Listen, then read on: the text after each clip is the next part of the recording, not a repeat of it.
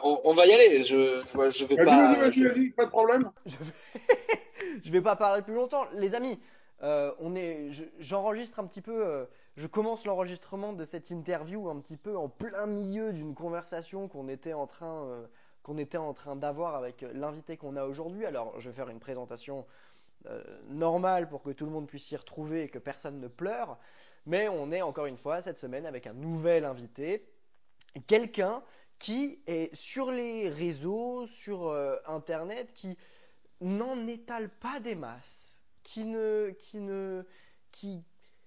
qui en fait garde un certain, comment dire, dès qu'un magicien m'en parle, c'est pour m'en parler en termes de prestige et c'est une qualité d'avoir peu de choses sur les réseaux sociaux aujourd'hui. Il n'y a pas énorme, c'est pour ça que moi je suis hyper content de pouvoir l'avoir parce que les sujets de conversation sont illimité avec cette personne. Sa promesse qu'il m'a faite juste avant de commencer a été, si tu commences à me lancer sur ce sujet, une seule question devrait faire l'affaire pour 1 heure. C'est quelque chose qu'on va vérifier là tout de suite maintenant. Cette semaine, nous sommes avec Yves Carbonnier, mesdames et messieurs. Salut Yves. Eh ben, bonjour, merci de m'avoir, je sais pas, téléphoné, ça marche pas, de m'avoir visio machin, zoomé, je sais pas quel truc. Donc voilà. Bon, c'est vrai On que va je suis faire bien. pas, c'est vrai que je suis pas, c'est pas que je suis pas fan des réseaux sociaux, de tous ces trucs-là, parce que je balance pas mal de conneries, mais je pense que si tu mets tout sur les réseaux sociaux, ben, quand tu vois les gens vrais, t'as plus rien à dire, quoi. Donc voilà, c'est pas. Et puis ça t'oblige à te filmer, ça t'oblige à faire plein de trucs. C'est marrant ça, enfin, parce que ça me. Du coup, j'embraye direct, hein, ça me fait embrayer direct. Mais tu dis que tout affiché sur les réseaux sociaux, ça fait que on n'a plus grand-chose à dire une fois qu'on se voit en vrai. Est-ce que tu as le sentiment qu'en regardant un petit peu, si tu regardes ce que font les magiciens sur les réseaux sociaux, une fois que tu les rencontres en vrai, tu as l'impression de rien apprendre de leur magie parce que tu as déjà tout appris en regardant les réseaux sociaux? Alors, c'est pas apprendre, c'est pas ça. C'est quand tu fais, par exemple, quand tu fais une causerie, une conférence, etc. Si c'est déjà sorti en vidéo, si tu as déjà publié une grande partie du contenu de ta conf, les magiciens, quand ils vont venir, c'est déjà difficile de les transformer en spectateurs normaux pour qu'ils prennent ce plaisir de découvrir des trucs. Donc, s'ils savent déjà à l'avance ce que tu fais, forcément, il y a une partie de ce que tu vas leur présenter qui va faire flop. Donc c'est pour ça un petit peu bon, que je ne le fais pas. Après, c'est la fainéantise parce que faire des zooms ou faire un truc tous les jours nouveau, c'est super difficile. C'est un boulot monstrueux. Fabio Olicard, il a fait un truc. Bah, même moi, je n'aurais jamais fait ça. Déjà, travailler tous les jours, je ne le fais pas. Donc, je n'aurais jamais fait. Après, il y en a plein d'autres qui ont essayé de faire ça. Et puis, ils se sont retrouvés à un moment donné, à plus rien avoir à dire, à commencer à prendre des trucs qui ne sont pas d'eux, à les bagouiller un tout petit peu pour mâcher. Et donc, du coup, tu perds je trouve que tu perds en crédibilité, surtout tu perds en visibilité, j'ai pas le mot qui m'arrive, peut-être à la fin il va revenir, mais en fait, ton expression, elle est noyée dans les choses qui sont pas bonnes. Mm. Donc, c'est pas la peine d'être là tout le temps, tout le temps. Suffit d'avoir un événement ou d'aller voir les gens et ça le fait, quoi, à mon Mm. avis. Maintenant, c'est vrai que je suis pas de cette génération-là, même si je m'en sers et puis je regarde un peu comment ça fonctionne.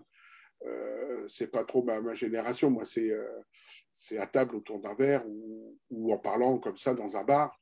Bon, là, c'est un peu compliqué en ce moment, mais Évidemment. on arrive quand même à faire des trucs. Hein, faut pas. Alors, c'est vrai que on parlait d'avoir des choses à dire. Et peut-être qu'on aurait dû commencer par là, parce qu'il n'y a pas nécessairement que des magiciens qui regardent cette interview. Alors, je ne doute pas une seule seconde du fait que les magiciens savent qui tu es. Mais peut-être qu'il y a des gens, dans les personnes qui regardent cette vidéo, qui ne savent pas qui tu es. Donc, peut-être juste présente-toi pour qu'on puisse tous commencer sur des bases saines et, ça, que tout le monde sache bien à qui on a affaire, monsieur Yves Carbonnier. Présenter, c'est toujours. Mais en fait, c'est normal que les gens savent pas qui on est parce que si malheureusement, si tu passes pas à la télé tous les soirs, ils savent pas quitter. Il faut ou alors faut vraiment faire du réseau à fond Et puis avoir plein de gens qui te suivent, mais bon, c'est toujours bizarre d'avoir des gens qui te suivent tout le temps. Et puis il faut tout le temps leur parler. Tu vois, donc vraiment, c'est une façon, moi, je sais pas faire. Et puis je m'en fous, quoi. Mais du coup, c'est vrai que on se dit, bah tiens, c'est vrai que si j'avais une visibilité plus importante, je pourrais faire des spectacles autres que d'ambulatoire à l'époque où j'en faisais. Je pourrais faire d'autres choses. Bon, maintenant, moi, c'est vrai que une grande partie de mes spectateurs sont les magiciens. Hein, j'écris pour eux, j'ai des bouquins, j'ai des vidéos qui sont sorties, d'autres qui vont sortir, des trucs, des machins. Donc, bon, forcément, le public est plus orienté. Mais ce qu'il faut pas perdre de vue, c'est qu'il faut les considérer. Moi, je considère les magiciens, même si je les aime bien, comme des spectateurs normaux. C'est pas péjoratif. Mais le but, c'est que quand tu leur fais un tour, ils disent merde, je comprends pas. Et que comme ça, ils ont envie d'apprendre ou de refaire si c'est des gens qui aiment bien refaire ce qu'on fait, etc., quoi. Donc, pour me présenter, voilà, je vais vous dire mon âge, j'ai 29 ans, fois 2, 58. Je fais de la magie depuis 1976 à peu près. Je vais faire court hein, parce que ça peut être long. En gros, j'ai eu 2 contacts pratiquement simultanés avec la magie. Le premier, ça a été via Pif Gadget, et le deuxième, c'était un prof à l'école qui m'a dit, écoute, si je t'entends pas du cours, je t'apprends un tour. Voilà. Donc ça a été les 2 trucs. Puis après, dans les colos, les trucs. Okay. Ça, c'est puis les rencontres, voilà. Donc j'ai fait beaucoup de magie pour les entreprises dans l'événementiel. Et puis les sources sont taries. Quand je dis des sources, c'est toujours des gens qui me faisaient bosser. Moi, je n'ai jamais su aller chercher les spectacles, les choses comme ça, alors que d'autres le font très bien. Et donc, autant que ce soit eux qui le fassent. Et puis moi, je m'accrochais au rouge, j'étais dans des équipes. Donc après, il y avait plus ou moins d'amitié qui faisait que tu faisais plus. Et puis, deux de mes agents, un est parti en retraite. Donc forcément, là, c'est fini. Et puis le second qui a produit mes DVD, lui, il fait maintenant un peu plus d'animation de convention en tant que journaliste, où, tu sais, il pose des questions au directeur pour que ce soit un peu moins lourd que des discours, des choses comme ça, ou avec des politiques ou des trucs. Et donc, forcément, la magie a moins sa place, donc je bosse un peu moins. Donc, du coup, voilà. Et puis, j'ai lancé un spectacle un peu spécial où j'allais chez les particuliers et je faisais de la cuisine et en même temps spectacle de magie. Et la cuisine, il y avait des illusions d'optique dans les plats. C'est-à-dire que les gens avaient l'impression d'avoir un dessert alors que c'était une viande, etc. Au début, j'avais décidé de faire un menu inversé, c'est-à-dire que le premier plat, qui est d'entrée, avait la tête d'un dessert, le plat avait une autre tête et le dessert avait la tête d'un plat. Sauf que tu n'as plus la surprise du fait que un repas, c'est une entrée, un plat, un dessert. Même si on fait une mise en bouche, 2 entrées, 2 plats, c'est toujours ce rythme-là. Donc, j'ai préféré parsemer le menu d'illusion d'optique de temps en temps, ce qui fait que ça crée une vraie surprise. Alors, ça ne dure pas 3 jours, ça dure le temps de dire « Ah, il s'est trompé », et puis après, si c'est de la viande, on va bien sentir l'odeur, donc là, c'est fini. Et puis, donc pendant que les gens faisaient le dressage des assiettes, j'avais deux personnes avec moi. Moi, je faisais la magie entre les plats, ce que j'ai toujours fait d'ailleurs. Et donc, ça faisait un spectacle où j'arrivais le matin, je repartais le soir, et puis je faisais ça. Bon, ça a fonctionné.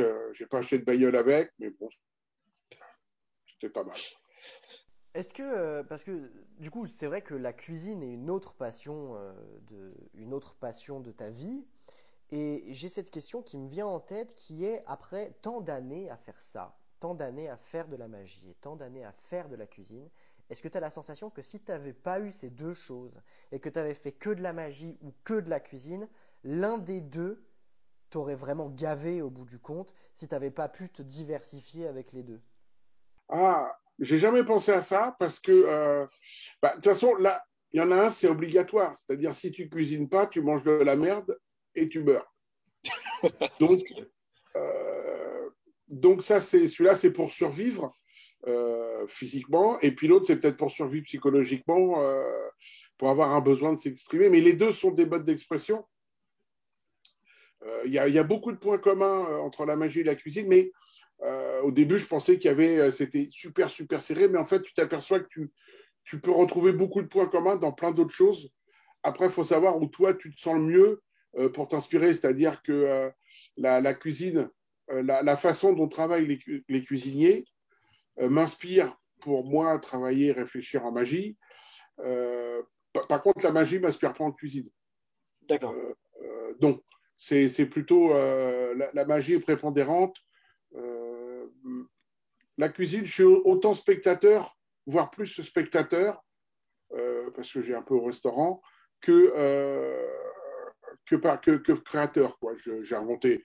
Et puis, on n'invente pas de recettes. On fait des petits amalgames. On dit, tiens, au lieu de mettre, je ne sais pas quoi, du vin blanc, je vais mettre du vin machin. Bon, bref. Donc, c'est pas de l'invention. Les vrais inventeurs en cuisine, ils ont des macarons, ils ont des trucs comme ça, ou ils sont dans des sociétés où ils vont te mettre un produit chimique qui va permettre à la société de gagner beaucoup plus d'argent que voilà. Donc ça, tu disais justement que tu avais chose avec laquelle je suis pas d'accord, que tu n'avais pas créé énormément de choses, parce que tu as quand même fait beaucoup de trucs, et il y a plusieurs choses que ton décor m'offre comme sujet de conversation. Le premier sujet, c'est ce bouquin qui est droit derrière toi et qui est juste en face de nous. attends, je fais comme Madame Météo. Je l'ai mis exprès hein, pour que tout le monde le voit. En fait, c'est en cuisine que je dis que j'ai pas créé. En magie, j'ai inventé des trucs, mais c'est par exemple, si on prend le contrôle en éventail, c'est une façon de faire un contrôle de 4 cartes. Donc, j'ai pas inventé le contrôle de 4 cartes. Par contre, j'ai inventé, et encore, c'est un mélange de plusieurs trucs qui permettent ce que moi, généralement, j'arrête mes phrases en cours de route et c'est super énervant. Donc, tu peux me. Non, Parce t'inquiète que pas, je pense en même temps que je parle et ça, c'est pas bon. Mais je peux pas. C'est comme ça. Non, t'inquiète pas. Si on prend le contrôle en éventail, c'était un besoin de. Je suis parti de la technique de Paul Le Paul. Je crois que c'est lui où tu fais l'éventail puis tu mets toutes les cartes au même endroit, mais selon comment tu le montes, si tu le montes d'en dessous, on voit qu'elles sont au même endroit. Mais si tu montes le dos, on a l'impression que c'est dans des endroits différents. Je suis parti de ce principe-là que j'aimais beaucoup et je me suis aperçu qu'il y a des choses qui ne me plaisaient pas, en fait. Je crois que le plus important, c'est de savoir ce qu'on n'aime pas et de savoir pourquoi on n'aime pas. Et puis après, on fait par rapport à ce qu'on aime. Alors, c'est simple et c'est pas simple. Moi, il y a des magiciens qui m'inspirent dans ce que j'aime pas. C'est-à-dire, quand lui, je le vois faire, je fais non, ça, j'aime pas. Et le mec, je m'en fous, il est peut-être adorable ou c'est peut-être un mec bout de plus, je sais pas, mais je l'aime pas, j'aime pas ce qu'il fait, donc c'est comme ça, on ne peut pas aimer tout le monde Bien sûr. et c'est pas vrai de dire que tout est bien et tout, ça fait faux cul. Il y a des magiciens qui me donnent aucun plaisir à regarder, à écouter, à entendre, à lire ou à je sais pas quoi, même à fréquenter d'ailleurs. Donc, du coup, savoir qu'on n'aime pas ce style-là, ça permet de savoir qui on est un petit peu et comment on a envie de faire de la magie, comment on a envie d'être avec, pour moi, c'est avec ses cartes ou avec d'autres choses. Donc, ça part généralement de besoins ou parfois ça arrive et on ne sait pas pourquoi. C'est comme ça, c'est les idées ou les trucs arrivent. Là, je suis en train de regarder, de lire le dotel. Je le montre. Vous voyez, ça, c'est le dotel sur les cartes. Et en fait, il y a plein de trucs qui m'inspirent. Donc, je les note. Mais je sais pas si un jour je m'en servirai. Si un jour, ça ira plus vite que l'idée est sympa ou pas sympa, je sais pas. Et comme je fais pas, j'ai pas besoin de publier des choses souvent pour gagner pour gagner ma vie ou pour être présent, pour faire tes Lego, pour tous ces trucs-là. Du coup, bah, parfois ça arrive et puis c'est tant mieux quand c'est bien. Et puis parfois, au bout de 3 heures ou de 3 jours, tu t'aperçois que tu as réinventé le début du truc. Bon, bah là, il faut arriver à laisser tomber ou à laisser végéter. Là, j'ai des trucs qui végètent. Bon, parfois, je les oublie. Bon, parfois, ça revient. Parfois, c'est pas de moi, mais c'est un mec qui m'a montré un truc il y a 3 ans qui me revient à l'esprit. Et puis, quand je le montre, le mec il dit ah, je te l'avais montré. Je dis bon, bah ok. Et puis, voilà, je me la fume plus tard. Et puis voilà. Bah, de toute façon, quand tu lis des gros ouvrages que tu as dans ta bibliothèque, c'est tout l'avantage du livre. C'est-à-dire que tu vas déjà avoir ton cerveau va déjà filtrer une grosse partie de ce qu'il y a là-dedans et une idée plante une graine à un moment donné. Et puis, je sais pas, la vie fait son cours derrière aussi, quoi. Il y a de ça.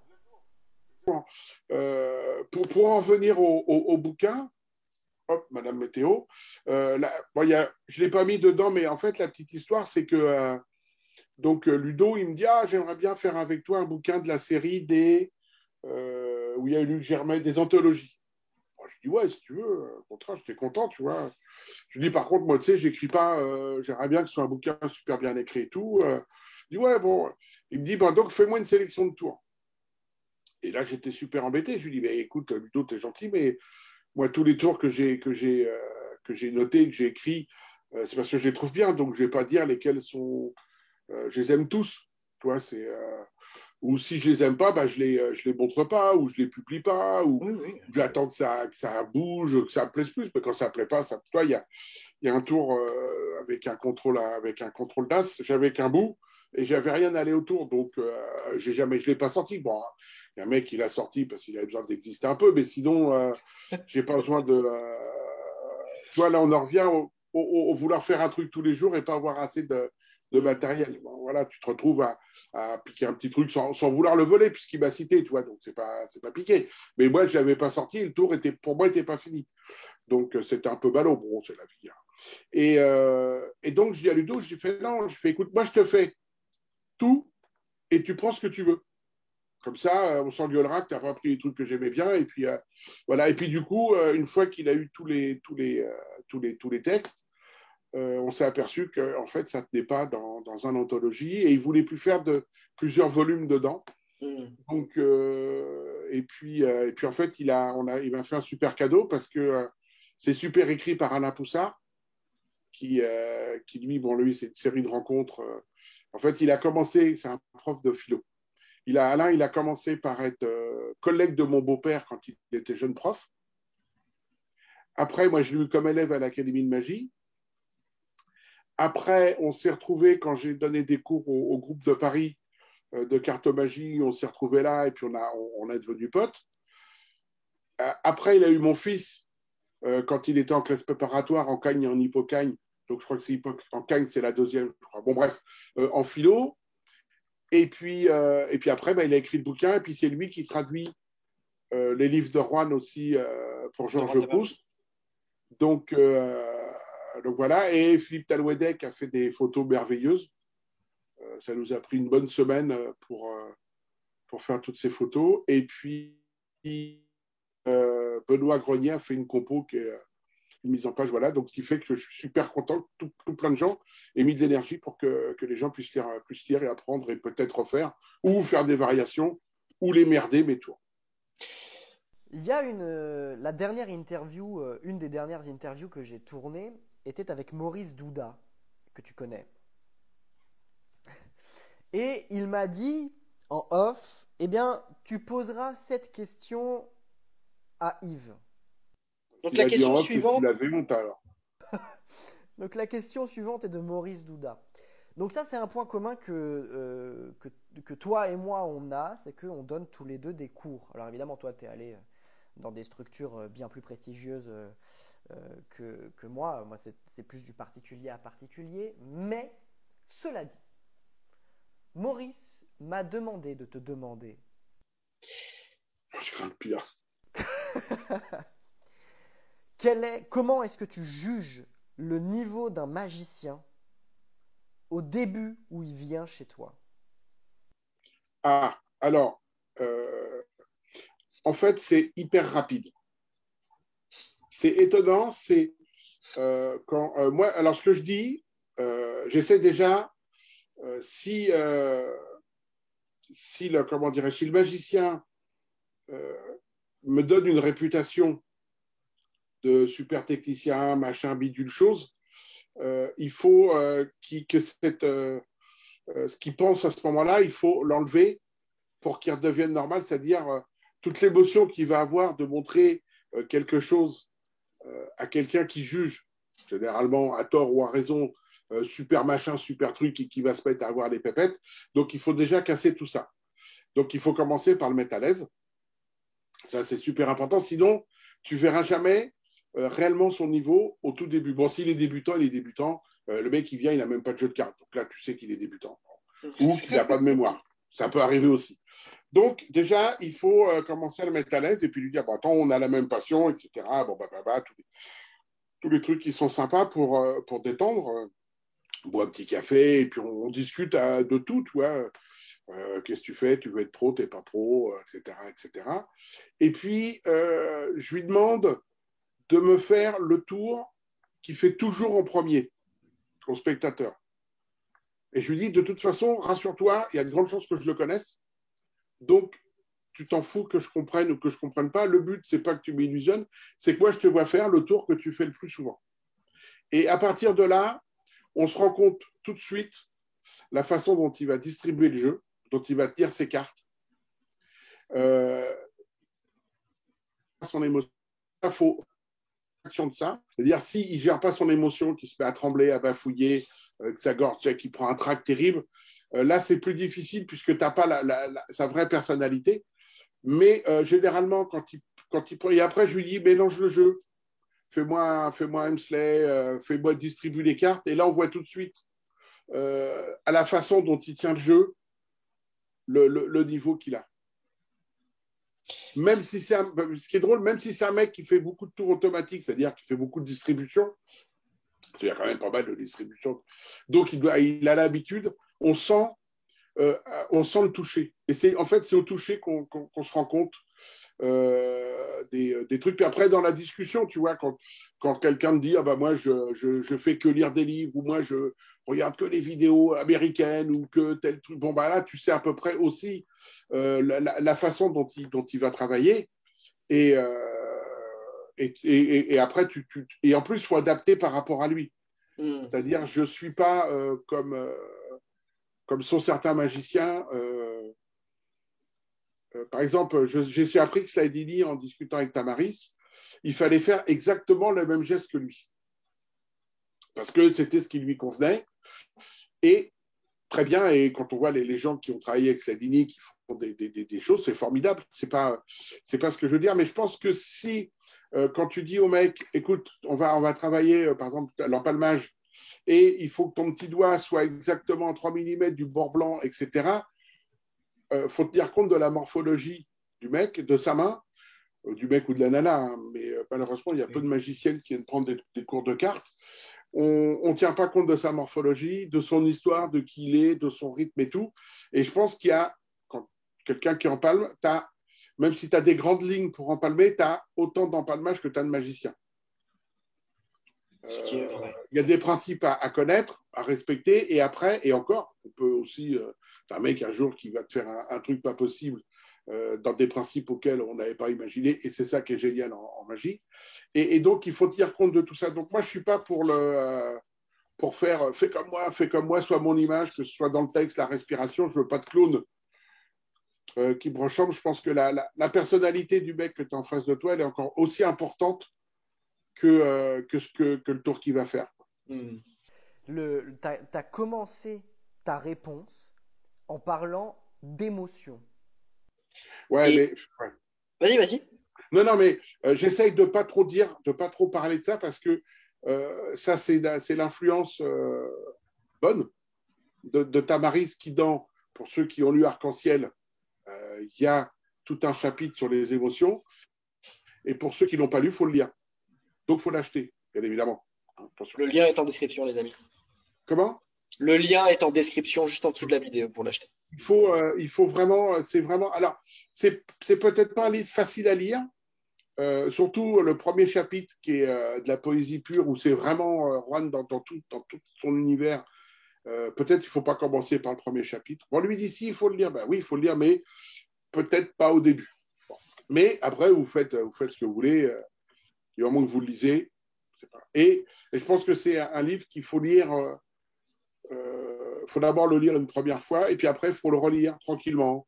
Parce qu'il y a tellement de choses. Et donc, il a tout un chapitre sur l'émotion. Et c'est vrai que ce qu'il dit et que ce qu'il exprime, En fait, il dit que l'émotion d'un tour va faire que ça va être une émotion différente pour un même effet. En gros, là, je vais partir dans le truc. Bon, bref, lisez-le, voilà, c'est plus simple. Et donc, c'est vrai que j'ai tendance à parler plus d'émotions que d'effets, plus de trucs, mais ça, c'est l'influence. Et une fois que j'aurai absorbé tout ça, je sais que ce sera beaucoup plus naturel à expliquer ou à parler que de redire ce qu'il dit ou ce qu'il a écrit d'ailleurs. Mais voilà, le livre à lire depuis. L'influence de Juan Tamariz, mais surtout une façon de faire espagnole, hein, de l'école espagnole de manière générale que j'adore. Alors Juan Tamariz, c'est encore, je veux dire, il est encore très, très à part, mais il y a quelques grosses têtes dans la magie espagnole qui personnellement me transportent et qui font beaucoup de conférences que toi tu appelles des causeries et toi-même donc tu fais tes propres causeries et il y a je crois une convention, un festival dont tu es porte-étendard aujourd'hui même puisque sur ton t-shirt se situe Marialdia. Je l'ai mis pour faire le prétentieux. C'est pour faire le prêt. C'était ça ou une chemise et une cravate. Et donc, j'ai préféré mettre Marial Dia. T'as bien raison. Parle-nous de ce festival parce qu'il te tient à cœur. Alors, oui, oui. En fait, pourquoi? Alors, il y a deux questions. Euh, Effectivement, j'aime beaucoup la magie espagnole. En fait, j'ai découvert grâce à Billis dans les années, on va dire, 80, 90 à peu près, quand il me parlait d'Ascanio, de Juan. La première fois que je suis allé à Madrid, c'était avec lui. On a rencontré Juan, on a rencontré Ascanio. Donc ça, c'était... Et là, je me suis rendu compte que la magie, c'est pas qu'un tour. Euh, donc c'était pas que digital, il y avait aussi la technique intellectuelle, il y avait plein de choses. Et donc, je me suis intéressé à ça et très vite, ça m'a plu parce que je me suis dit, oui, ça fait aussi partie de ce qu'on doit travailler pour être magicien dans tout le truc. Tu vois. Et ils ont factualisé tout ça en écrivant à travers des bouquins qui maintenant sont traduits pour les livres de Juan, qui j'aimerais soient traduits pour les livres d'Arturo. Mais comme il y a beaucoup plus de conférences, comme il y a beaucoup plus de vidéos, on a un accès plus simple à ces informations-là. Quand on parle d'école espagnole, en fait, ce qu'il faut, tout le monde pense que ce sont des cours qui sont donnés par les profs, et en fait, pas du tout.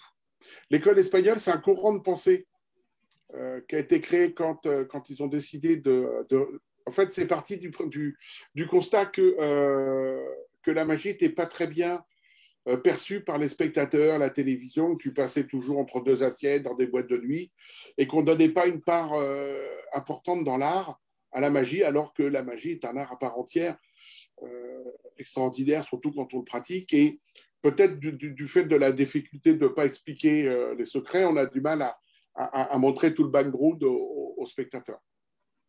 Donc, ils sont partis de ce constat-là. Ils ont dit il faut qu'on améliore ça. Et donc, ils ont travaillé sur ça en se réunissant. Et puis, ils ont dit on va faire un courant de pensée comme en peinture. Les impressionnistes, le cubisme. Et donc, c'est devenu l'école espagnole, tout simplement. Et après, donc, c'est quand ils se réunissent tous les ans, quand on se réunit tous les ans, il y a des thèmes qui sont abordés, chacun font des conférences, et après, il y a des apports sur les thèmes apportés. Moi, j'ai toujours tendance à dire, j'arrive avec mes certitudes et je repars avec mes questions. Parce que déjà, bon, toujours, moi, ça me remet. Tu sais, tu as fait 5 ou 6 causeries avant de venir. Tout le monde t'a dit, ouais, c'est super, donc hop, tu arrives. Et puis quand tu repars, tu t'aperçois qu'il y en a qui ont été plus loin sur tel sujet. Hop, tu repars, tu remets tout dans ta poche.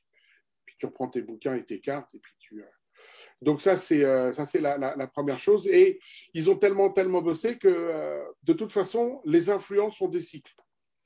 La France a été l'un des premiers influenceurs à l'époque de Robert Houdin de la magie. Même Juan, il dit que la carte magie est née en France de par les premiers ouvrages sur la carte magie qui ont été écrits avec autant de chapitres et autant d'effets différents. Et puis, par exemple, il y a Poncin qui a fait tout un chapitre qui est superbe où il y a plein d'effets. Et puis après, on voit que Robert Houdin, les apports qu'il a eu dans Quand Monde devient sorcier, etc. Donc, bon, ça fait toujours plaisir. Et puis après, on va dire qu'il y a eu un peu la magie anglo-saxonne, hein, les Américains, l'époque de Marlowe, Vernon, les Anglais aussi, beaucoup. Et puis maintenant, c'est l'Espagne. Et puis, il faut prendre tout parce qu'ils donnent. Ils donnent beaucoup, ils écrivent, ils font les confs, ils font les vidéos. Danny Ortiz, bon, c'est même une façon d'en vivre. Hein. Il n'y a pas de. Ah oui, Danny Ortiz est totalement. Mais quand c'est bon, c'est bon. Tu vois, c'est pas quelqu'un qui va user la corde jusqu'au bout à sortir des vidéos, tourner dans son garage, tourner dans son bureau, de choses où il n'y a rien dedans. Quoi. Là, c'est vraiment. Et donc, il faut pas hésiter à prendre ça. Et il y en a encore plein. Il y en a encore plein. Et ça, c'est génial. Et donc, l'un des endroits où on peut les voir facilement, c'est d'aller à Vitoria. Vitoria, c'est là où il y a... Alors, on dit Magia al Dia, mais eux, ils disent Magia al Dia. Mais en fait, c'est dur de faire les re. Donc, moi, je dis Magia al Dia, puis voilà. Ou Magia al Dia quand je suis là-bas. Sinon, ils m'engueulent en me disant que je ne parle pas espagnol, ce qui est vrai. Mais comme eux, ils parlent français, c'est pas. Donc, comment ça se passe? En fait, ça fait, je crois que c'est 30 ou 35 ans que ça existe. C'est un festival de magie. C'est-à-dire que pendant 3 semaines, autour de Vitoria, dans toutes les villes avoisinantes, il y a des spectacles de magie au mois de septembre à cette époque-là. Donc, c'est organisé par José Angel Juarez. Moi, je l'appelle José Angel, mais bon, José Angel. Donc, il organise avec une petite équipe de 4 ou 5 personnes. Donc, c'est vraiment petit. Lui, c'est son boulot à plein temps d'organiser ça. Et donc, il y a en même temps, à la fin du festival, il y a il y a un congrès de magie avec des conférences, des spectacles. Donc, il y a 2 spectacles de close-up, un public, un pour les magiciens, un grand spectacle de scène qui est joué 2 fois, où il y a les magiciens mélangés au public et que le public. Parce que quand vous avez un public de magiciens, les réactions ne sont pas les mêmes, quoi qu'on fasse. Pour le close-up, bon, quand c'est bon, là, c'est une salle de 400, 600, 400 ou 500 places. Donc, du coup, les réactions sont un peu plus fortes que si c'était une trentaine. Mais on voit bien quand on fait des close-up pour les magiciens, faut vraiment aller les chercher loin. Et parfois, les gags marchent plus que les tours. Parce que, voilà, ils connaissent tout, ils voient tout. Même si on arrive de temps en temps à ce qu'ils ne comprennent pas, c'est... je ne sais plus ce que je disais. Et il y a aussi un spectacle de clôture gratuit au cœur de la ville. Il y a, moi, ce que j'aime beaucoup dans ça, c'est qu'il y a peu de congressistes. Alors, peut-être qu'ils aimeraient en avoir plus, mais il y a entre 4 et 500 à peu près congressistes. Moi, quand j'ai fait ma causerie là-bas, j'avais qu'une heure, mais j'ai pu pratiquement faire toutes celles que je fais de 2 heures en France, parce qu'il y a tout plein de choses que j'ai pas besoin d'expliquer qu'ils savent déjà. Donc ça permet de rentrer dans d'autres détails. Donc ça, c'est plus sympa quand toi tu fais. Et tu as les réactions en retour qui sont assez immédiates, alors qu'en France, c'est un peu plus froid, surtout quand tu montes un peu dans les choses un peu techniques, où là, je ne sais pas pourquoi, mais c'est plus compliqué de suivre pour, on va dire, les 2 tiers, alors que la technique, c'est super important, parce que sinon, tu bloques ton expression, parce que oui, c'est la base de faire tout. tout ce que tu as envie de faire. C'est la base tu peux de pas tout. Le faire, donc faut pas dire que, comme a dit, je crois que c'est Fred Capps qui a dit que la magie, c'était 10% de technique, 90% de présentation. C'est pas vrai, en fait, parce que lui, c'est 10% de technique, c'est 2% de ce que moi je sais faire, par exemple. Oui. Donc non, c'est pas vrai. La technique est voire plus importante que la présentation, parce que la présentation, maintenant, quand je regarde un peu comme Ferwan, comme quand je parle avec Roberto, etc., c'est une introduction autour pour éveiller la curiosité. Puis après, on commente un peu ce qu'on fait, et puis après, on fait la conclusion. Et dans ce qu'on commente, bien entendu, on essaye d'être intéressant, on essaye quand il y a des distributions, vous regardez par exemple la triple coïncidence de Juan Tamaris, vous voyez que quand il distribue, il essaye de couper, de par sa personnalité, de réduire ce temps où il ne se passe rien, avec un peu d'humour, des choses comme ça. Il sait arrêter son humour pour pas que l'humour bouffe les faits, mais tout ça, c'est dans l'arc-en-ciel, donc allez le lire. Donc, en fait, non, la technique sinon, si on n'a pas assez de technique, on présentera toujours les mêmes tours. On présentera toujours les mêmes effets. Par exemple, on aura un mal fou à faire un voyage de cartes si on ne sait pas empalmer. Alors, on mettra des cartes truquées, par exemple des cartes double face, mais il faudra amener ce jeu, ramener ce jeu et dire, si à chaque fois qu'on dit, attendez, je fais un tour, je prends un nouveau jeu, ça manque de fluidité. Donc, pardon, excuse-moi. Donc, donc, si on a la technique, on peut changer un jeu, on peut trouver des idées pour faire avec le jeu, on peut trouver plein de choses, alors que si on n'a pas cette bonne base, eh ben, on peut pas le faire. Donc, je reviens à... Pardon, tu avais un truc, non? Non, je garde ma question dans la tête, mais vas-y, continue. D'accord. Moi, ce que j'adore dans ce congrès, c'est qu'en fait, il n'y a pas... on ne court pas de salle en salle. Pour une raison toute simple, il n'y a qu'une salle. Donc, ça va vite. Mais entre les confs, on fait des pauses. On a 2 confs à pause. Après, donc on va avoir les marchands de trucs ou on va boire un petit coup. Et c'est pas la course. C'est-à-dire, c'est pas je pense toujours à cette ville italienne qui est Sienne, si ma mémoire est bonne, où il y avait à l'époque... je ne sais plus quel siècle, il y avait 2 concours de celui qui avait la tour la plus haute. C'était le riche, il montait sa tour, donc vous avez des tours Et à un moment donné, le roi ou le prince de la Provence, il a dit, vous arrêtez ça parce que c'est n'importe quoi, c'est pas celui qui a la plus grosse.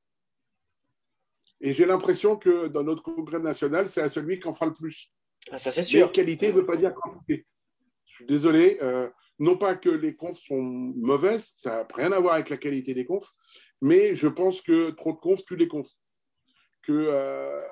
Donc, si on veut, dire au mec, bah, écoute, tu n'as qu'1 heure et encore, tu as 50 minutes parce que tu as 10 minutes de vente, etc. Bon, déjà, faire des confs et vendre, voilà. Bon, je pense que si les cachets étaient à la hauteur des confs, il n'y aurait pas besoin de faire de dealer show. Même dans les congrès d'ailleurs. Oui. Moi, je suis désolé, quand tu fais venir certains magiciens, leur donner 1 heure, c'est n'importe quoi. Il faut leur donner 2 heures. D'ailleurs, quand un magicien vient, il prend le temps qu'il veut. Et il a bien raison. Et par exemple, si vous faites venir Danny d'Ortiz et que vous dites tu as 1 heure, bah, il va faire 1 heure, c'est son boulot. Mais il y a tellement à dire qu'on pourrait faire 2 fois 2 heures et ça ferait 4 heures différentes. Donc, moi, ce type de 1 heure, certains, oui, parce qu'en 1 heure, ils ont dit ce qu'ils avaient à dire et ça permet de mettre en avant des magiciens pas connus. Mais quand on prend des magiciens qui ont des trucs à dire, moi, je pense qu'1 heure, c'est trop peu.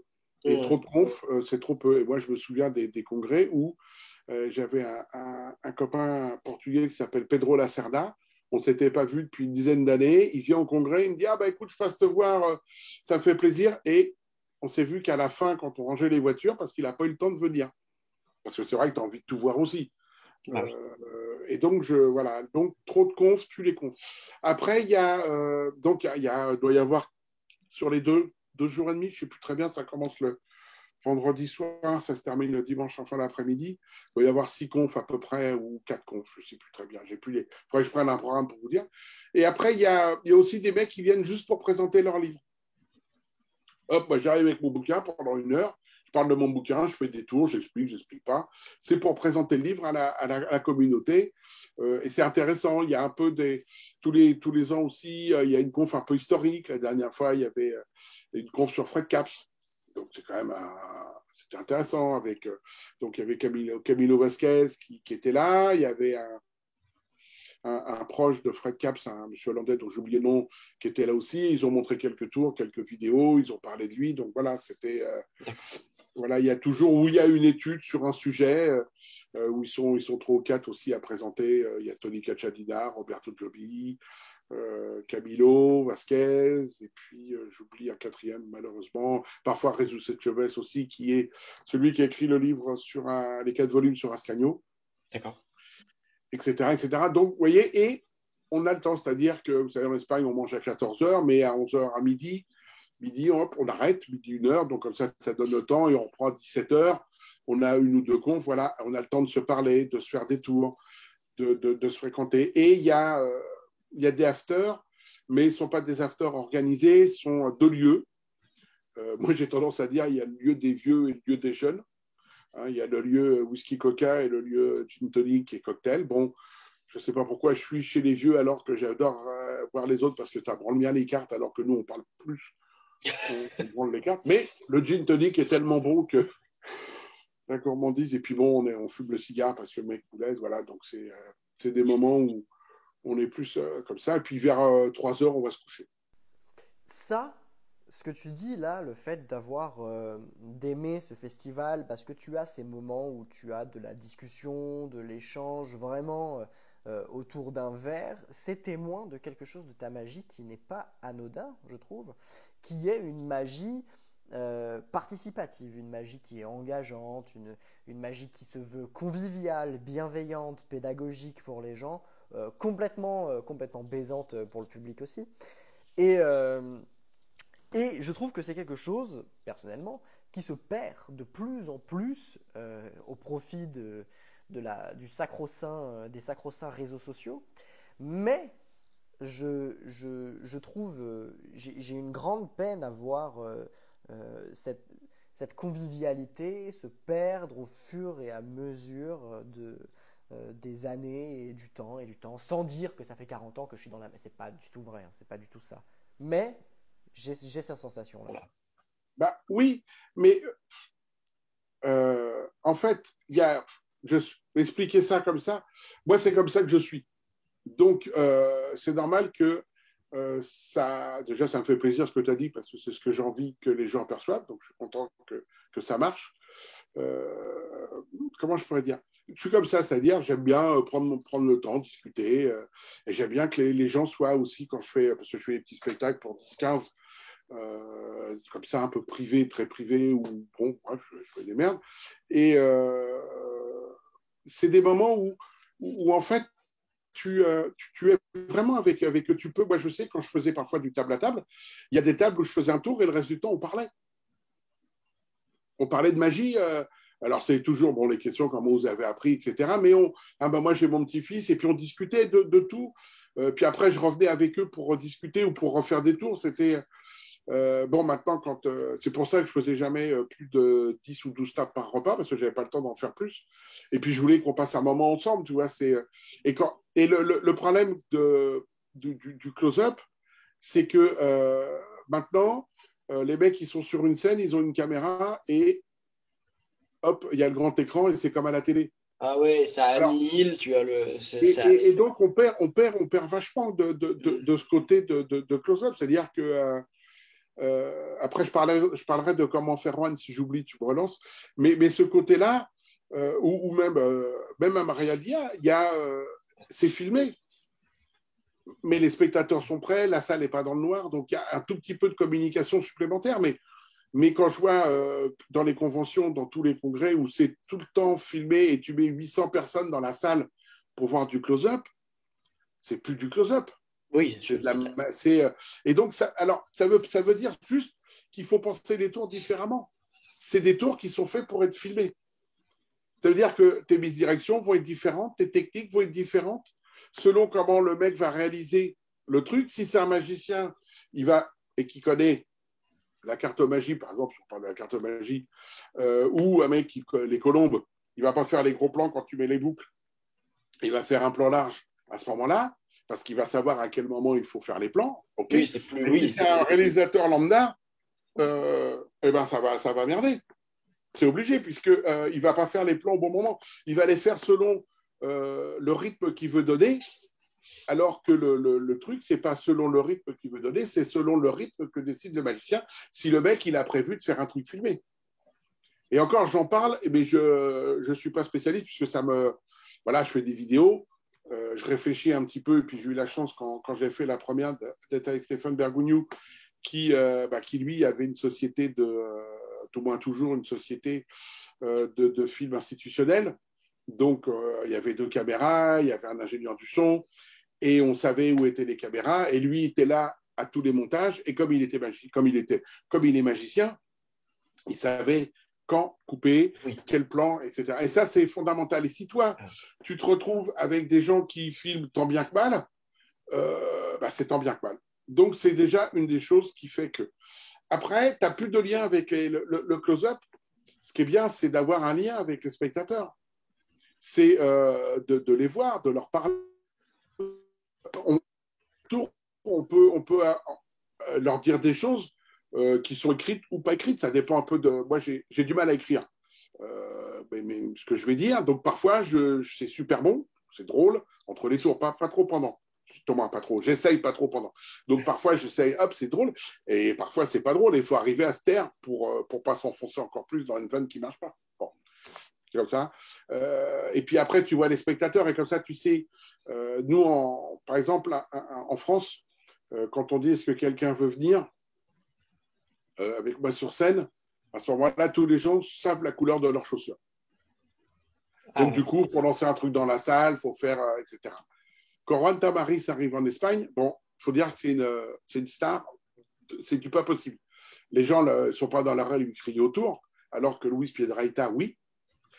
Mais parce que, bon, les gens ont un respect un petit peu vu son âge, vu tout ça, mais quand il arrive sur scène, il dit est-ce que, et là, toute la salle a envie de se lever. C'est étonnant, c'est étonnant. Et d'ailleurs, moi, j'engage, j'ai des copains qui sont allés, et ça, c'est super, quand les spectacles reprendront. Bon, en Espagne, ça reprend, hein, mais faut faire gaffe quand même. Renseignez-vous de quand est-ce qu'il passe à Madrid, parce qu'il passe dans toute l'Espagne. Hein. Allez le voir sur scène, même si on ne comprend pas l'espagnol, on s'en fout, parce que ce qui est pas, on arrive à prendre tellement de choses dans sa façon d'être. Tout à l'heure, tu as parlé de bienveillance. C'est exactement ça. Il est d'une bienveillance avec les spectateurs. On a envie d'être son ami et c'est pas démago comme il est. Il est comme ça. On a envie, tout le monde a envie d'être son ami. Quoi. Et donc, première partie, c'est de la magie générale de scène.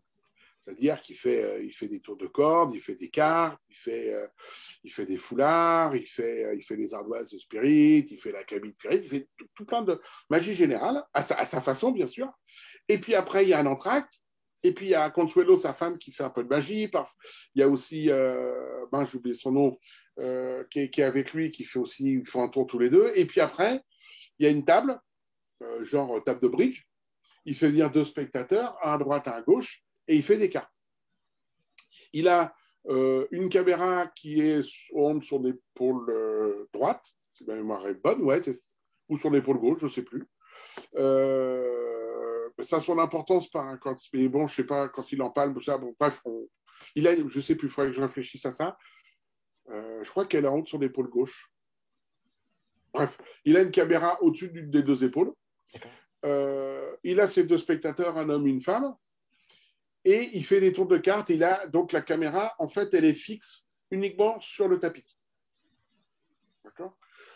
Quand il s'adresse au spectateur, il ne se passe rien sur le tapis. C'est-à-dire que les spectateurs le regardent lui, puisque sur l'écran, c'est que le tapis. Il n'y a que le tapis. Donc, il n'y a pas besoin d'avoir plusieurs caméras, il n'y a pas de montage qui doit se faire en même temps qu'il parle. C'est lui, et là, il s'adresse aux spectateurs, et c'est des salles de 1200 quand même. Hein. Et il s'adresse à tous les spectateurs, et les 2 spectateurs-là sont là aussi. Il s'adresse à eux, bien évidemment, aux 2, parce que j'ai vu des magiciens qui veulent dire 2 spectateurs, mais qui parlaient qu'à 1. Ou à une si vous avez une petite idée derrière la tête, ou à un si c'était leur idée aussi, bon bref.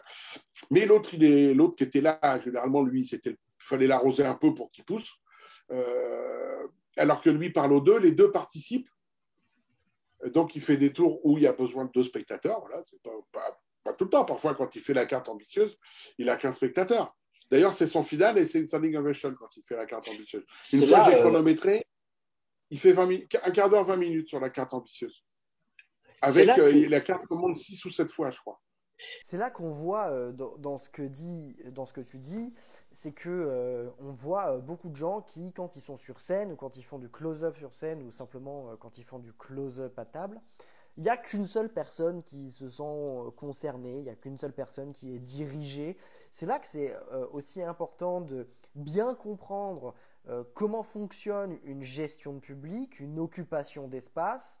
la gestion de l'attention aussi du spectateur, comment est-ce qu'on arrive à les considérer, et si vraiment il y a du souci avec ça, parce qu'on est dans une introversion, parce qu'on est dans une timidité, qu'on a du mal, mais qu'on a quand même envie de s'exprimer là-dessus, c'est peut-être intéressant de se diriger vers le théâtre pour comprendre comment est-ce qu'on occupe un plateau et comment est-ce qu'on retient une attention avec soi plutôt que simplement de se focaliser sur des cartes. Je ne sais pas ce que tu en penses.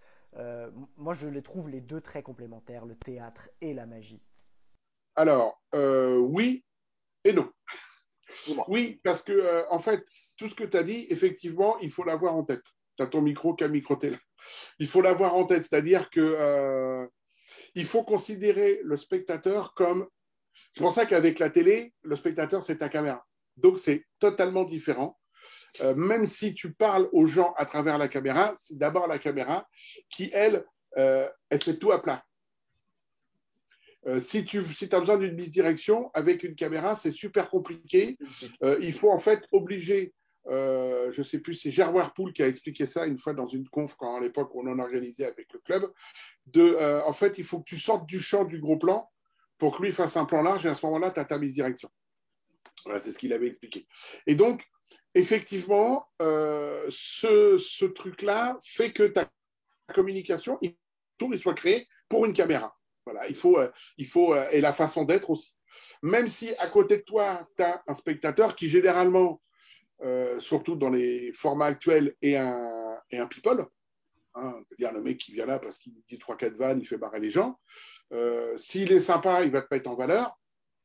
Mais si le mec il a son ego qui travaille un peu, il va te faire chier. Donc, mais bon, maintenant dans les émissions, les mecs ils sont un peu calmes là-dessus et ils mettent bien ton tour en valeur. Moi, une fois, j'ai fait un tour à un Gérard Hernandez. Ça a été le meilleur tour du monde parce que le mec il n'a pas arrêté de faire comment tout ça sans surjouer, mais en le faisant. Donc le tour tout de suite il prend un volume formidable. Donc oui, ça c'est le truc. Après, moi, ce que je voulais dire sur One encore, puis après on reviendra sur le théâtre, c'est que vraiment quand il fait les tours de cartes, à ce moment-là, l'attention des spectateurs est focalisée que sur les cartes. Toute la salle et les deux regardent ce qu'il fait. Et là, il est dans son tour. Et quand il a besoin de parler aux spectateurs, il ne bouge plus les mains et il regarde les spectateurs. Ça veut dire qu'il n'y a pas de plan de coupe, de caméra qui font prendre un plan serré et tout ça. Il n'y a rien du tout de tout ça. Il y a lui qui regarde ou les spectateurs qui regardent les mains. Et donc, ça, c'est mieux. Je pense que c'est mieux. Bon, déjà, s'il le fait, c'est qu'il a réfléchi au truc et c'est mieux. Et donc, alors, puisqu'on parle du théâtre et tout, moi, j'ai beaucoup discuté avec Abdoul à la fraise de tout ça. Ça peut aider à s'exprimer, mais il y a plein d'autres solutions pour aider à s'exprimer. Moi, je pense que la meilleure école, c'est de faire des tours. C'est de faire des tours. Il y a plein d'endroits où on peut se produire, où les gens sont contents qu'on y aille, sans vouloir être un professionnel et puis faire payer, etc. Mais aller dans les hôpitaux. Alors, malheureusement, on pense toujours que les magiciens, c'est pour les enfants. Donc, si vous allez dans un hôpital, les mecs vont dire, mais non, parce qu'on peut faire aussi des gens qui sont hospitalisés de longue durée suite à des accidents de voiture, des trucs comme ça, et puis on peut faire. On peut aussi, alors c'est un peu plus compliqué, mais peut-être qu'on peut aller aussi dans les prisons, parce que là, on est sûr que les mecs ne vont pas se barrer pendant qu'on fait les tours. Bon, je la garde pour moi. On peut aller dans les bars et puis en buvant un coup, faire quelques tours pour le plaisir. Alors, il faut faire gaffe parce que les mecs, ils vous payent des coups, vous êtes bourrés et vous faites des mauvais tours. Donc, il faut savoir dire stop à un moment donné, même si c'est gratos. Voilà, il y a plein d'endroits hors de la fête de famille où forcément on sera le meilleur. Hein, mais quand on sortira de la fête de famille, ce qui fait marrer les oncles et les tantes, ça ne fait pas obligatoirement marrer les gens qui ne vous connaissent pas, ou ça n'impressionne pas les gens qui ne vous connaissent pas. Donc, voilà, il faut pratiquer. Ça, c'est, et il faut réfléchir après ce qu'on a fait, avoir un tout petit peu de recul en dire, bon là, ça a été, pourquoi j'ai merdé là, pourquoi lui m'a interrompu 3 fois, comment j'aurais pu le gérer, j'aurais pas dû lui dire que c'était un con devant sa femme parce que sa femme le sait déjà. Tous ces trucs-là, il faut faire pas rentrer en challenge. Voilà. Et ça, c'est au contact. Et ça, c'est super important de faire. Après, dans Arc-en-Ciel, il y a Juan, il donne une définition d'un tour de magie. Et dans sa définition, parce qu'à un moment donné, il parle du théâtre et de la magie, et il parle quand le texte est plus fort que le tour. En fait, un texte, on raconte une histoire, et c'est une narration qui va de l'avant. Hein, l'histoire, il y a là. Et un tour de magie, le tour avance, mais quand la pièce a disparu, les spectateurs reviennent au début et se posent la question, est-ce que j'ai bien vu la pièce ? Ils disent, est-ce que c'était bien une pièce? Est-ce qu'elle n'était pas en chocolat, machin? Donc, c'est pour ça qu'au début, il faut vraiment être clair que les gens, mais ils vous donnent la pièce comme ça, on est sûr que c'est une vraie. Donc, et si la narration est importante, les gens, ils auront du mal à revenir en arrière puisqu'ils suivront l'histoire. Et du coup, le tour sera moins bon ou sera plus faible. Donc ça, c'est le premier problème. Et le second problème, c'est que si dans le tour, on raconte des blagues, des trucs, des machins, et ben le tour, il sera plus pauvre aussi, puisque les gens vont rigoler peut-être à des moments où ils ne doivent pas rigoler.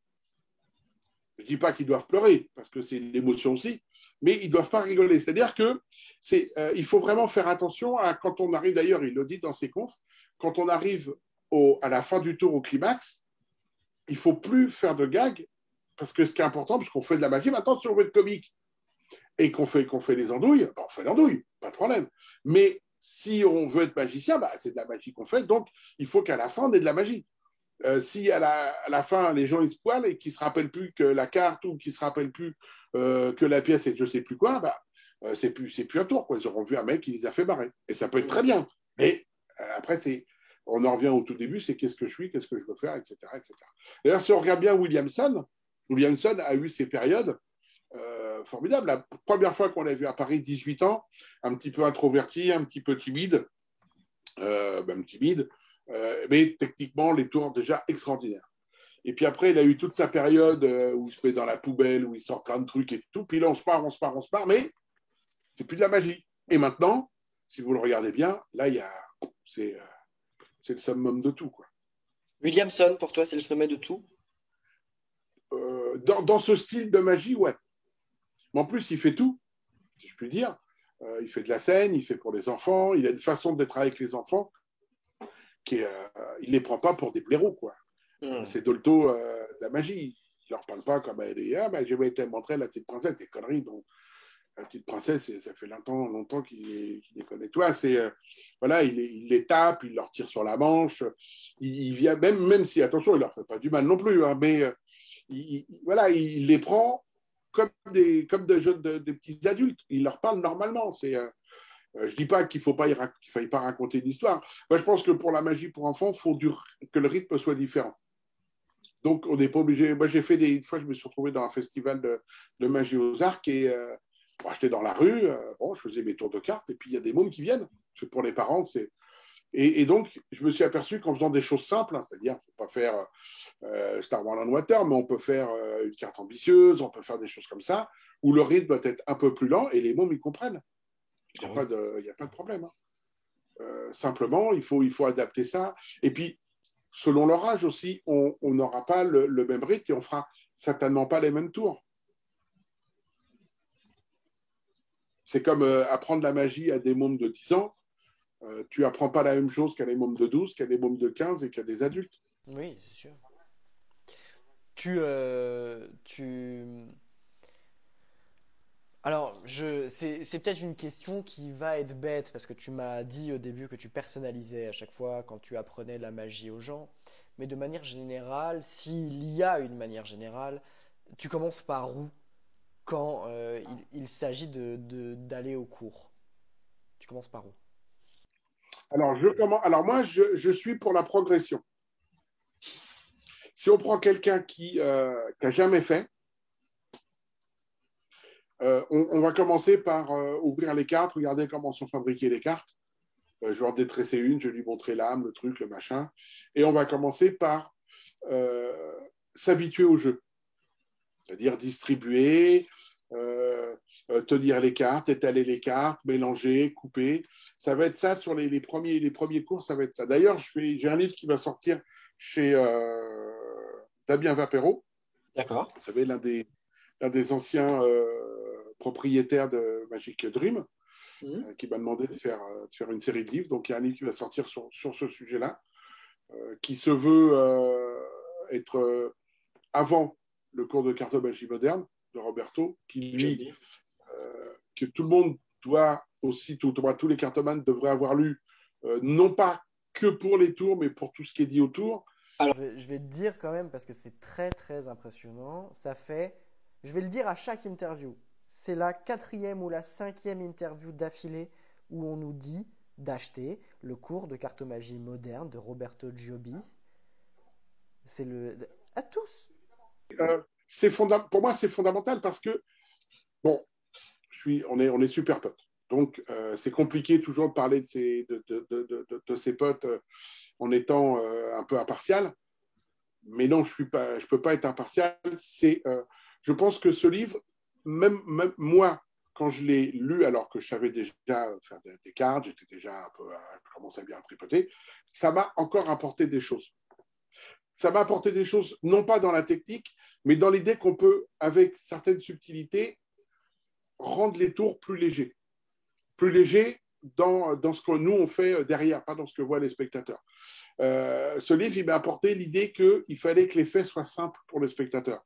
C'est-à-dire que les tours qui finissent pas un tiroir, et il y a encore celle-ci, et il y a encore celle-là, et on ne sait pas la fin, on ne sait pas le début, et on ne sait pas ce qu'on a vu comme tour, parce qu'on commence avec un sandwich, et puis après les cartes deviennent bleues, et puis après le jeu est blanc, mais c'est quoi? C'est un changement de couleur, c'est un truc.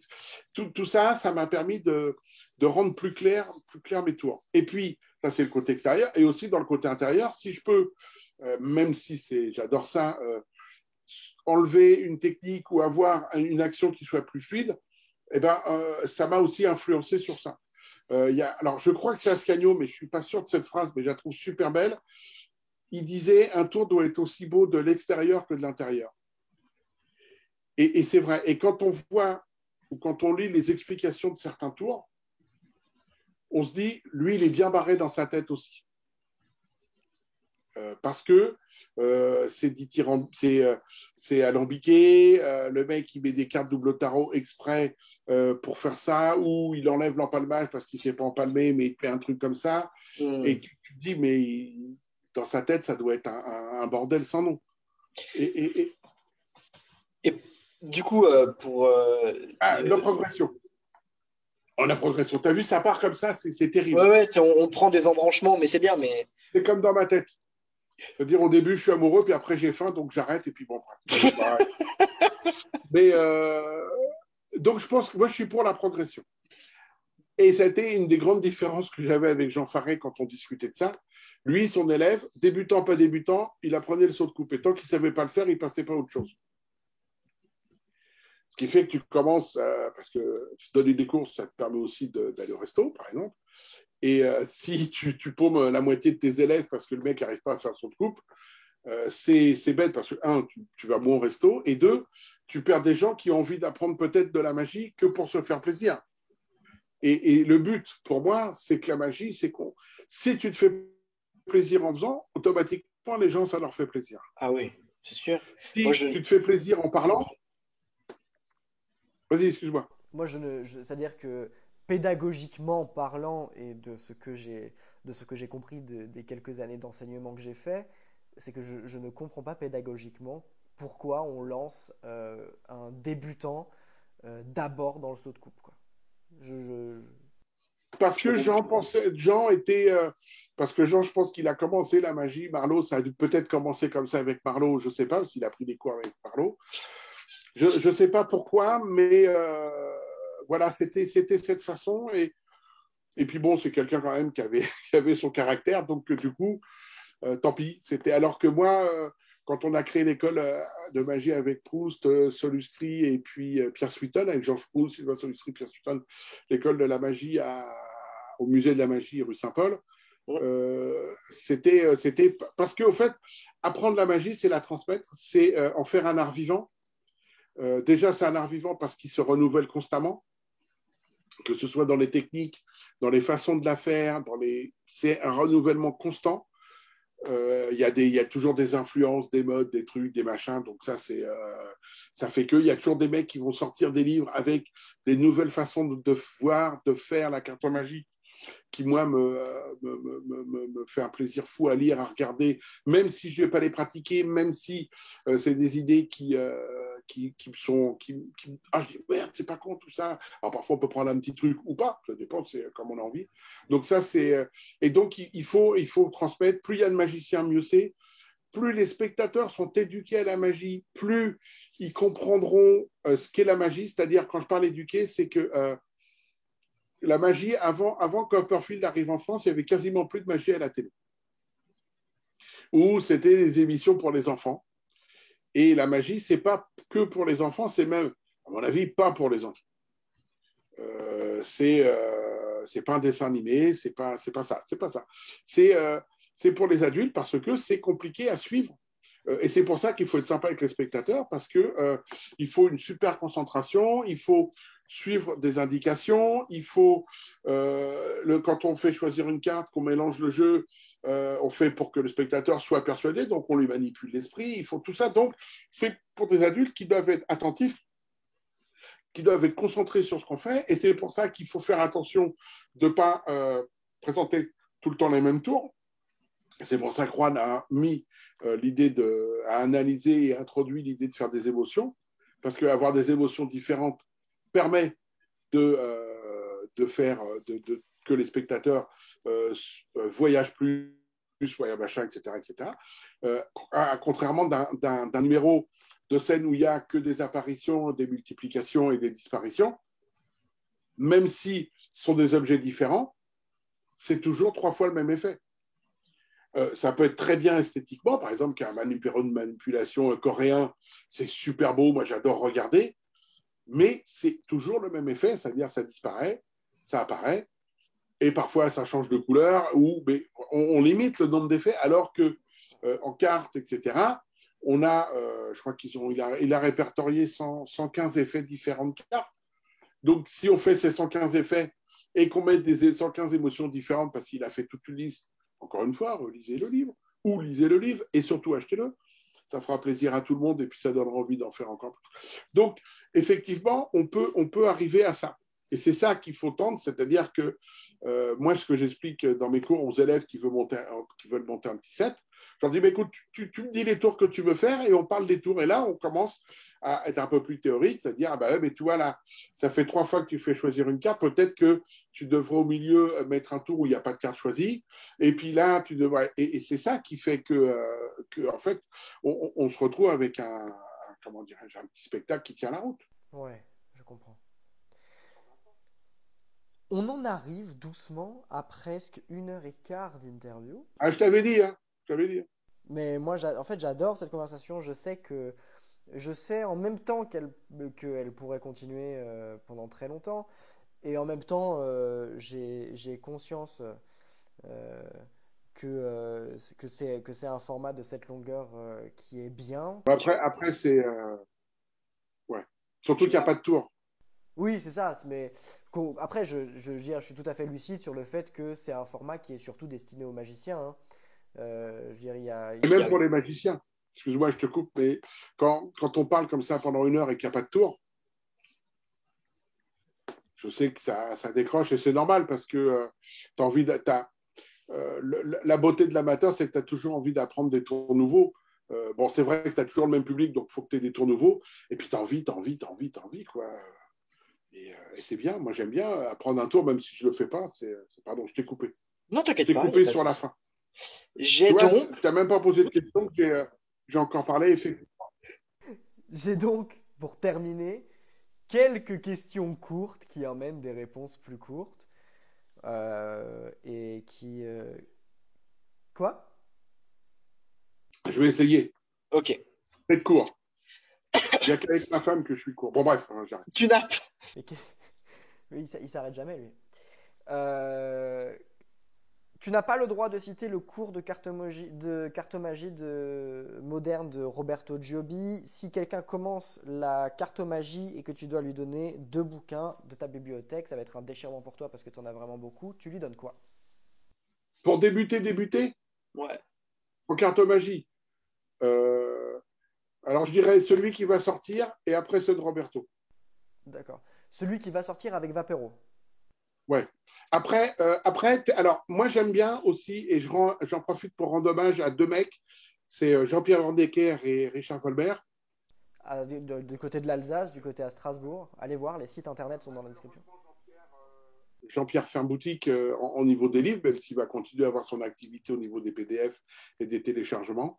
Voilà, sans eux, alors moi je leur rends hommage, il y en a peut-être qui vont les haïr, mais sans eux, je n'aurais pas fait de cartomagie.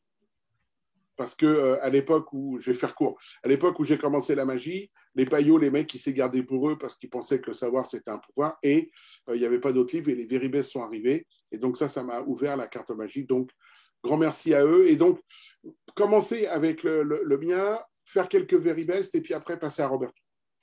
Si un intermédiaire vient de voir que le mec tient déjà plutôt bien les cartes et qu'il a la dalle d'aller dans des trucs qui techniquement sont un petit peu plus chiants et plus durs, tu l'emmènes vers quoi?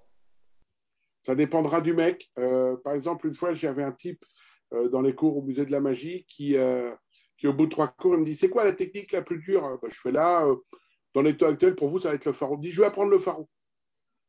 Je lui dis, bah non, tu n'apprendras pas le pharaon maintenant, parce que... Et 3 fois, il est revenu, et à la fin, on a arrêté de travailler ensemble, puisque c'était donc... En fait, c'est moi qui décide. Maintenant, c'est moi qui décide, mais bon, là, la marche était beaucoup trop importante. Au bout de 3 cours, en plus, c'est des cours collectifs d'une heure, donc toi, la progression n'est pas très rapide, même si c'était toutes les semaines. Mais si, par exemple, il m'a dit, je voudrais apprendre le retournement double alors qu'on était dans les mélanges, bon, là, j'aurais pu lui dire, tiens, tu fais comme ça, bon, ça, c'est possible. Mais si c'est un truc où moi, je considère que c'est pas avant 3, 4, 5, 6 mois, non, c'est pas grave. Ça devrait rester du plaisir. Tu as dit, et c'est vrai que tu es très comme ça, du coup je m'en rends compte en parlant avec toi, c'est que tu mâches pas tes mots, il y a effectivement des gens que tu n'aimes pas, et très bien, on ne va pas on va pas en parler parce que c'est pas le but, mais qui est-ce qui dans la nouvelle génération t'impressionne? Yann Frisch, Incroyable. Arthur Chevaudrain, Gianfranco, un Italien à Madrid. J'ai oublié son nom, celui qui fait les cigarettes espagnoles. Mario Lopez. Voilà, Mario Lopez, ça me voilà, ça c'est moi Yann, j'ai vu tous ces spectacles et ce qui m'étonne, c'est que généralement on a une personnalité et cette personnalité vit à travers tous nos numéros. C'est-à-dire quoi qu'on fasse, la personnalité sera là et sera quoi qu'on fasse comme magie. Par exemple, quelqu'un qui fait de la scène, par exemple, on prend Fred Capps, qui fasse du close-up, du salon, de la scène, etc. Sa personnalité était toujours la même. Yann, ces trois numéros, Baltas, Machin Cassandre et le syndrome de Georges, ce sont 3 univers et 3 personnalités différentes. Et moi, c'est un vrai comédien. Bon, oui, comédien, mais je sais pas, oui, comédien. J'arrive pas à percer, c'est pas le but, mais à avoir une analyse un peu plus. J'attends le 4e, un peu plus profonde, même si on a tendance à discuter pas mal, parce que vraiment, ça, c'est le truc qui me. Ouais, c'est ces 4-là pour l'instant. Alors, je connais pas tous les jeunes, bien sûr. Hein, bien sûr. Il y en a parce que je ne peux pas voir tout le monde. Bon, il y a un Argentin l'autre jour un Vénézuélien qui est venu. C'est pareil. Ils ont tous cette qualité que nous, on a appelé avec Roberto la nonchalance trompeuse, que Robert Houdin appelait la bonhomie, qui est cette façon de ne pas y toucher, d'être super calme, super relax, super sympa, super cool. Et on s'ennuie pas, bien évidemment. Et il n'y a aucune crispation, il n'y a rien, tout cool, tout est fluide. Un peu, pas autant le chaos que Dany, parce que Dany, c'est le chaos, c'est vraiment le summum de ça. Mais vraiment, ce côté, on est royal, quoi. Et enfin, pour terminer, jeune homme, pour que cette série d'interviews puisse continuer, euh, parce que j'y tiens beaucoup à cette série d'interviews, ça me semble important de donner la parole à certains magiciens, non pas qu'on ne leur donne pas, mais disons que quand c'est sur des formats qui ont pour but de se retrouver sur les réseaux sociaux, on ne leur donne pas le vrai temps de parler et d'aller au fond des choses. Et c'est pour ça que je veux faire ce format d'interview et que je veux le continuer pour qu'on ait le temps d'aller au fond des choses et qu'on ait le temps de vraiment discuter. C'est pour ça, 1 h 15, si tu veux pas regarder jusqu'au bout, moi je m'en fous, c'est pour les plus courageux et c'est très bien. Mais je sais qu'il y a beaucoup de valeur dans, dans cette série d'interviews. Si tu pouvais me mettre en contact avec quelqu'un de ton entourage magique, avec qui ce serait intéressant de faire ces interviews, qui accepterait ou avec qui tu pourrais lui en toucher un mot, tu me mettrais en contact avec qui? Alors en fait, j'en ai plein.